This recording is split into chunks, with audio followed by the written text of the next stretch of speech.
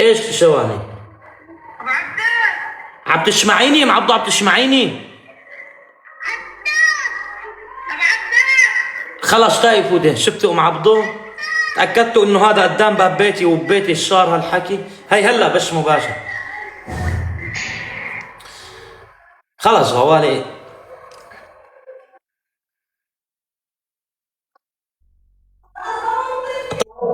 اكيد وصلوا الخبر، اكيد هلا وصلوا الخبر. خيو انا هلا راح عدى هيك، راح عدى مزحه، راح عدى مزحه. ها انا هلا الزيتون؟ ايه انا هلا راح عدى مزحه، بس ثقوا تماما مرت الجاي. خلص كمان. فور جيت للحصول على ذلك. تمام. انا هلا راح عدى انه مزحتوا معي مزحه. تمام. بس مرت الجاي دافيد يا حبيبي الله يرزقك والله. هالمرة تشفع لكم دافيد. هالمرة والله دافيد تشفع لكم، اقسم بالله دافيد تشفع لكم. راح ابدا مزحته معي مزحه وهيك مزحه. تمام.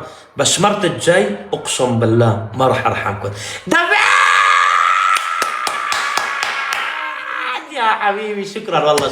دافيد ما تكلف على نفسك، الله يرزقك والله، الله يرزقك. شكرا والله شكرا والله شكرا يا عيوني يا عيوني يا عيوني. دافيد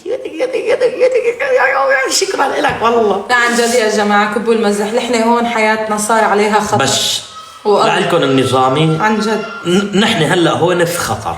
نحن في خطر كبير، كل يوم بصير معنا مشاكل ما بنحكيها والله على طول بتهجموا علينا بس ما بنحكي. انا والله العظيم شوفوا ما بأذي حدا ولا بقرب صوب حدا ولا شيء يعني. واكبر اسباب